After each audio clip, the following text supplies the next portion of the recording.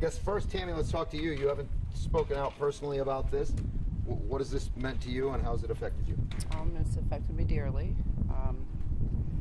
Walking around knowing that you have that on your driver's license is traumatic. I mean, especially when you didn't realize it till a couple days afterwards and you showed it to people that look at you in a different way. So it has affected me. How did you learn of it? I had to go to a traffic case in Osceola County, and the whole reason I got the Florida license is she asked me to get it switched over from West Virginia to Florida. And as I'm in the courtroom, I noticed that when I handed it over to lines of people to go all the way up to the clerks, you know, copying and stuff, I seen faces looking different, and I'm like, so when I got to the car, I went to the store, and I pulled the credit card out, and I was like, let me see what everybody's looking at. So when I looked at it, I looked at the license, and I looked in the corner, and that's when I seen the sexual predator on there. How long after you got the license was this court hearing? When was this court hearing? I got the license on the 17th. I went to court on the 21st. So you knew about the mistake on the 21st? Yes.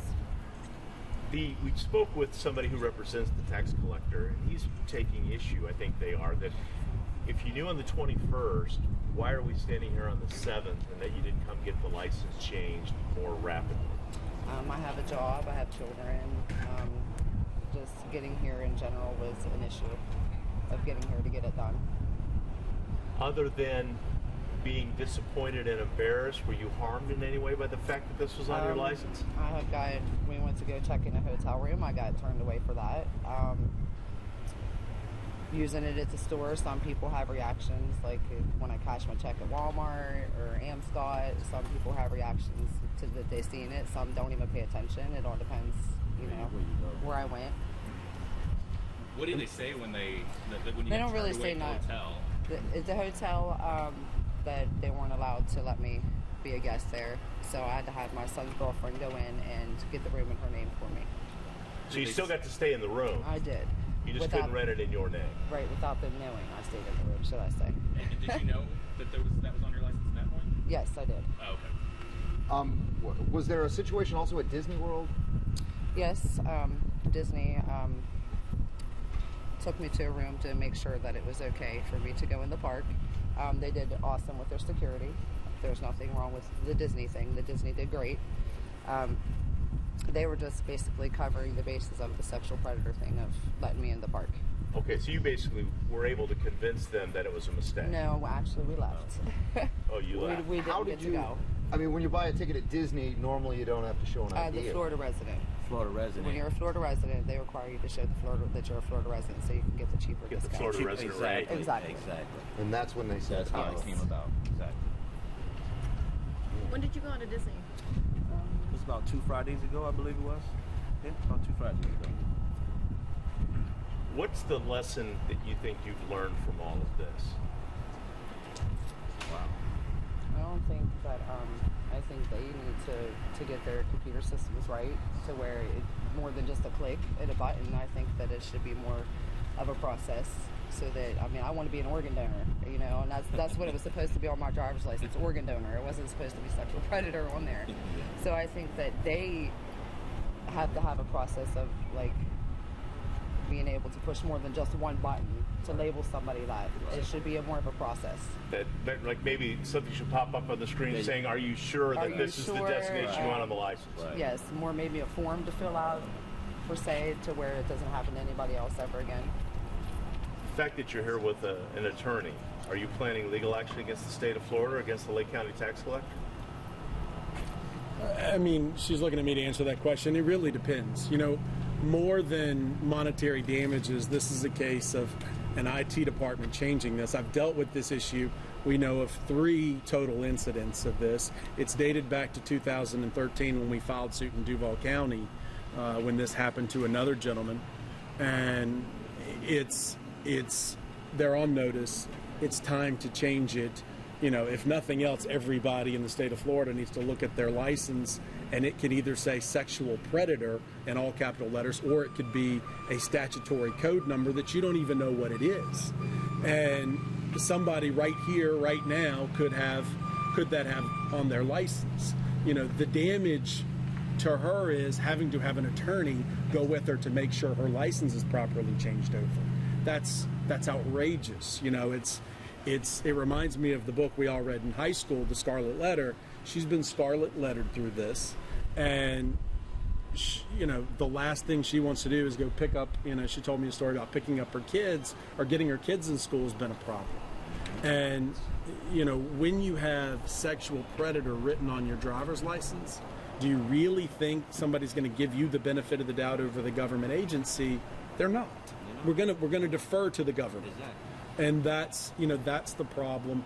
This is, you know, the analogy I use, if Microsoft had two buttons on Outlook, one said send, one said send to everybody in my contacts list, and they're really close together, and people kept sending to everybody, every email that they sent, it'd take 5 minutes for them to change it. Exactly. And this is something where the state is essentially adjudicating people as the worst thing you can call somebody, a child molester type thing. And it can be fixed in 5 minutes. So, you know, I don't want to hear all this damage control about, you know, what are her damages, what's the deal with the lawsuit, as much as what can we do to fix this and make this mistake. I've deposed somebody who clicked this button. She was in tears that this mistake was even allowed to happen, and that happened in the Duval County case. What about the delay? I mean, obviously the tax collector is saying if she knew on the 21st, they invited her to come back in to fix her license. Was the delay choreographed for attention purposes? I don't think they've invited her at all to come back. I mean, you can answer that better than I can. I spoke to the lady when I called on the 21st, and she tried to tell me that it was on my license but not in the system, and I find that hard to believe that if it's on your license, it has to be in the system in order for it to be on your license. She tried to get all around it, and as for coming back, she said I could come back and take care of it if I, you know. And like I said, it was issues of working and the children and other issues of getting out here. But as of the mistake thing, they try to beat around the mistake of them making the mistake. And that kind of upset me. It really upset me, I'm sorry, the most was it was the manager is the one that actually did that. It was the manager is the one that did my license for me. So Who is that person? I don't know if we're allowed to say that, but it's Sure. on the paper. Okay. It's on the receipt that I have. That did it. It's you know, it's not time for damage control. It's not time for them to say, well, you woulda, coulda, shoulda.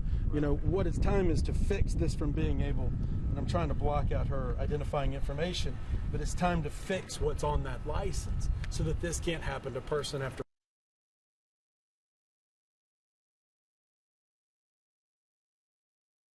Shine a light on what you think is an ongoing problem. correct.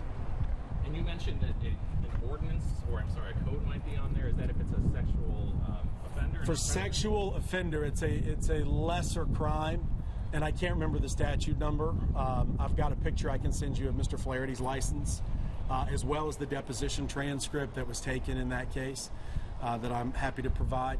But that one is the statutory number so people could assume it's insurance, people could assume it's a number of things. In that case, he was legally blind. It took him 6 months to find out that's what that meant. He actually learned because he traveled on a federal base with his brother, and they detained him for hours saying, you know, why are you trying to get on a federal base? He said, you know, I don't know, I'm not. And even his brother doubted him because he had been away in Louisiana. And so, unfortunately, in that case, Mr. Flaherty passed away without justice. You know, the justice process, suing a sovereign, takes many months to years, and you know, we're still pursuing that case. The main thing we want is for some IT person to change this, to make a default. Are you sure? Do you think there could be more people that aren't aware of it if it's just a code? I've gotten 3 calls. I know there are more. There's no question. I had hoped after Andrew Flaherty, you know, that it's been a year or 2 since that happened, that somebody fixed it. We've even had a state senator reach out on our behalf in Andrew Flaherty's case to try to change it. One would hope that would be all that it took. But it's kind of like, you know, kind of the Ford rollover cases or, you know, any other mass tort. It's a cost-benefit analysis that they feel like it's not that big of a problem until you guys report it, and until it happens again, why do we have to file lawsuits to do something that's so clearly wrong? Why do we have to defend against, them saying, well, let's blame the victim, instead of saying, all right, IT, let's fix it, issue an apology, and let's move on? They mentioned that you were kind of, one of the things that they have is damage control is saying, you're supposed to kind of look over your license before getting it. So what did you like look it over real quick, or? They asked you to check your name and your address. That's what I checked. The sexual predators in the lower box. She had her finger there. She said, check your name, address. I did that, took it, put my wallet and left. I mean, that's the only thing they told me to check. But of course, that's the only thing you would check on your license. Nobody looks for sexual predator or Yeah, on anything the of corner that of your matter driver's on your license.